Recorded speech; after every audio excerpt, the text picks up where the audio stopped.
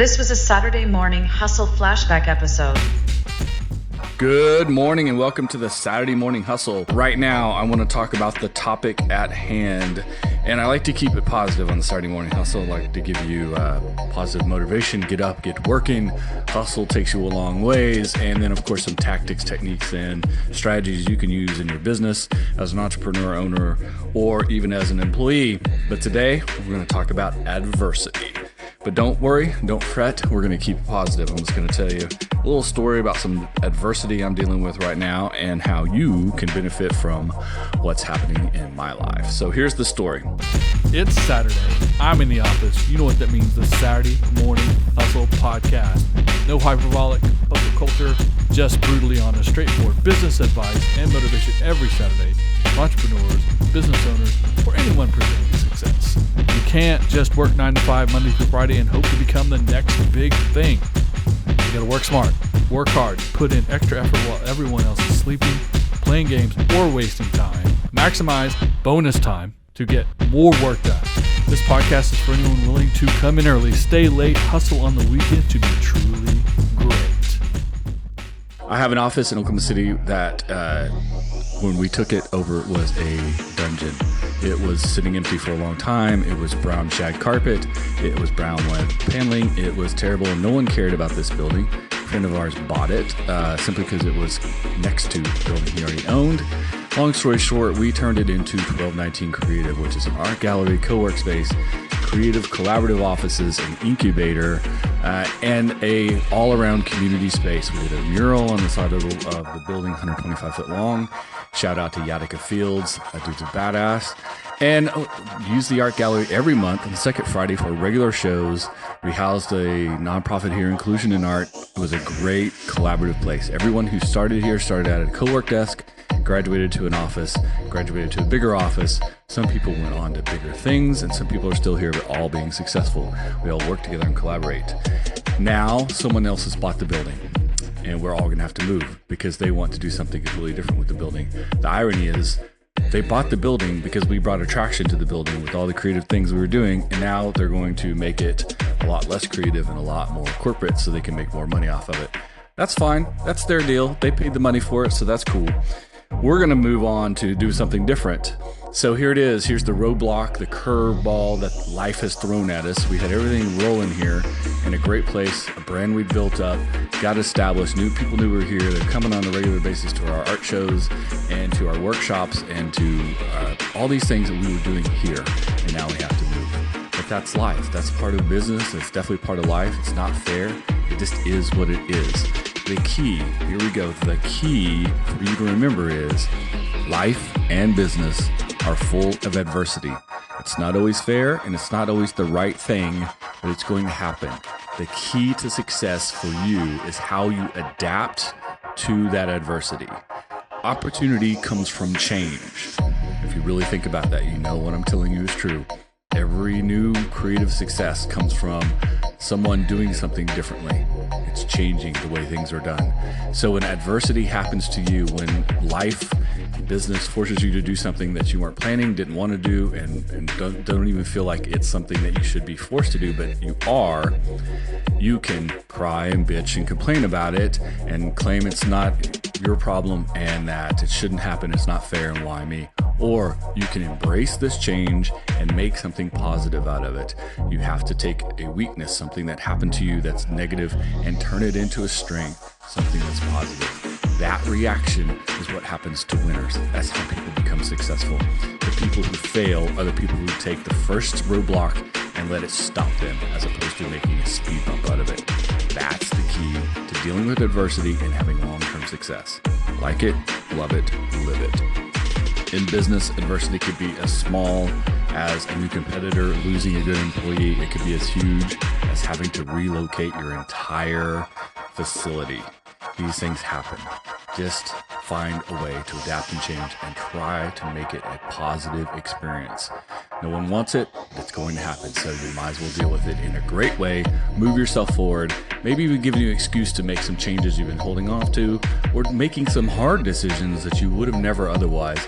But this piece of adversity, this thing that's happened, this someone coming in and stealing your building from you, makes you do something you wouldn't normally do. If you go into it with the right attitude and look at it as an opportunity, you can actually create something great out of something that started off terrible. Trust me on this. It works every time. If your attitude is right and you're looking for ways to move ahead, not looking back at what's happened in the past. Take that, do something with it. Good luck, you guys. Talk to you next week.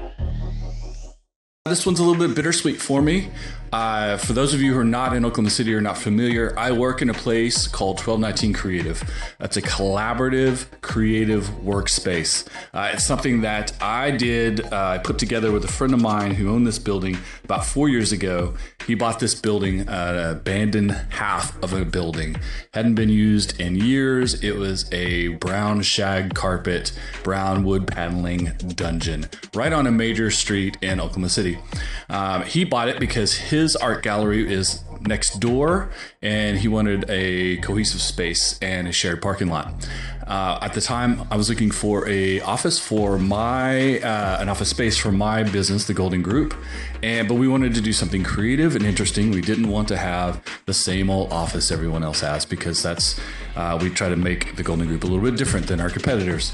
So long story short, we took over the space for our friend. We came in, we tore all the carpet out, we painted everything and made a nice, beautiful, industrial open space with an art gallery at the front, with office suites, with co-working, and we just started working. We didn't have a master plan for it to be only creatives, but that was who was attracted to the space itself.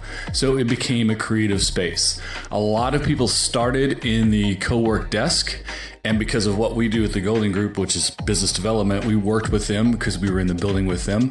We became friends with them. We would work with them to develop their businesses. Everyone who started in a desk graduated to an office because their business increased, and then other people came in to fill in the desk.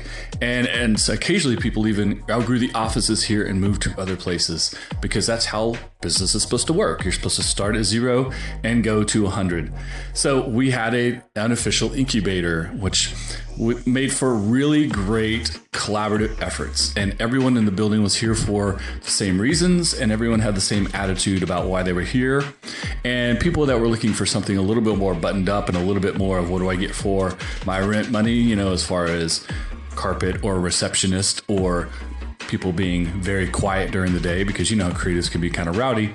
They weren't attracted to the place, but people that were a lot more flexible, a lot more open-minded were.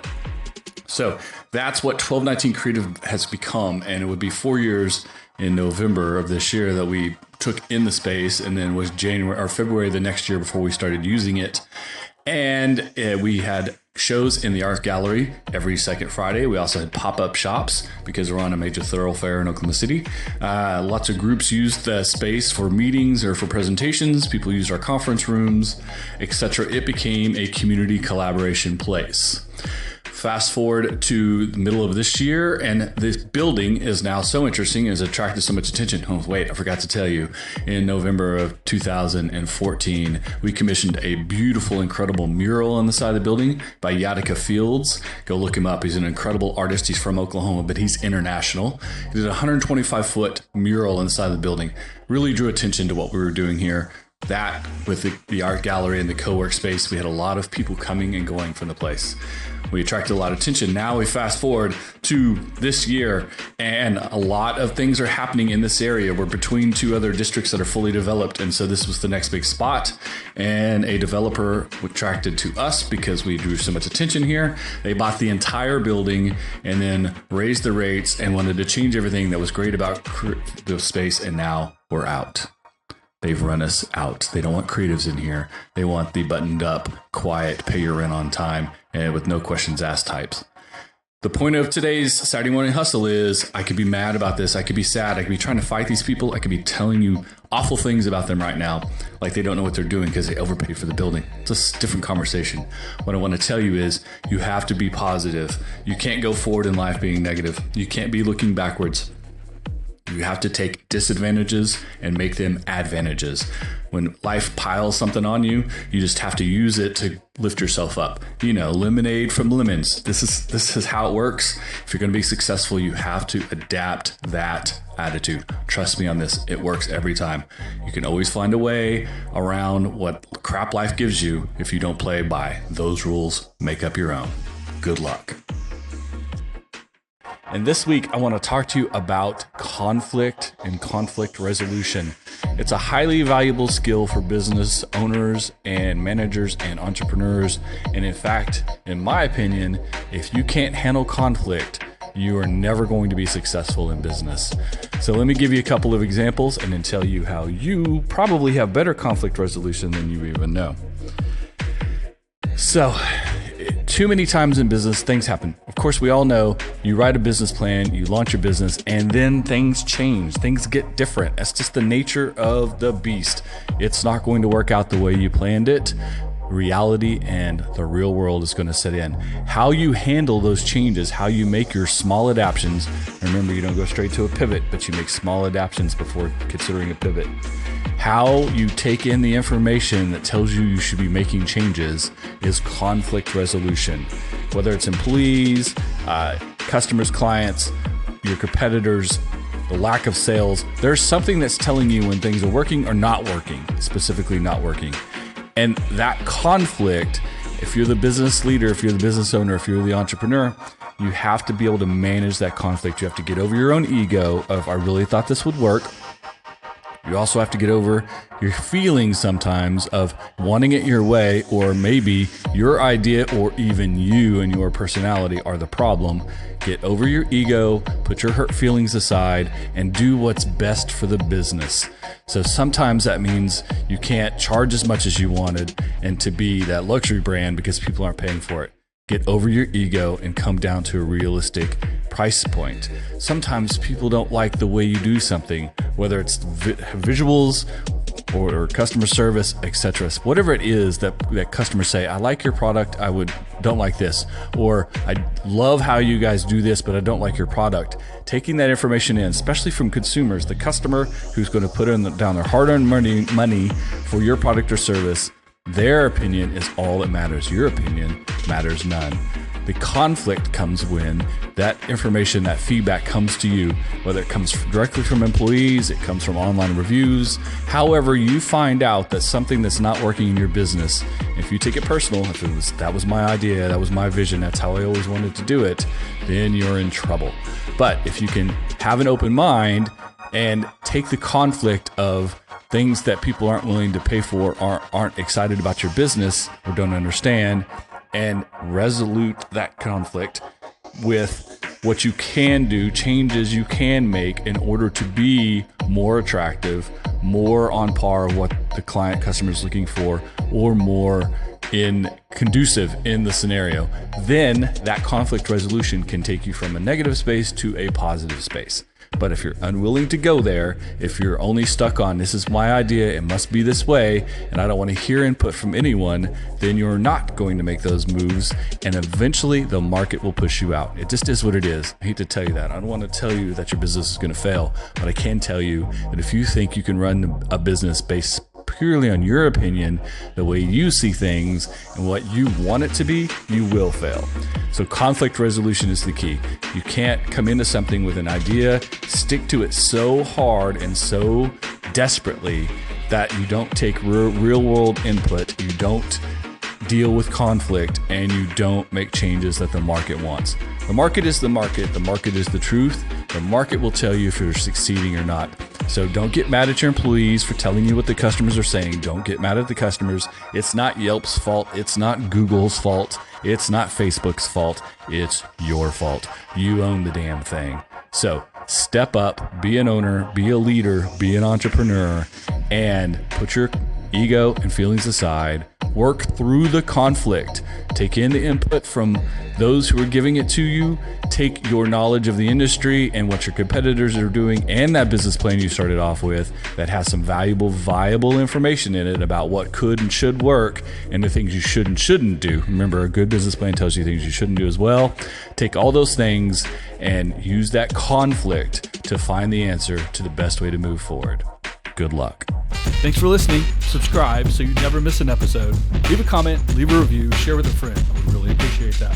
Follow and engage on social media, Twitter, Instagram, LinkedIn, and this Saturday Morning Hustle Facebook fan page. All the information, all the past episodes, all the Saturday Morning Hustle, Entrepreneur AF, and Coffee and Donuts swag. See you next week.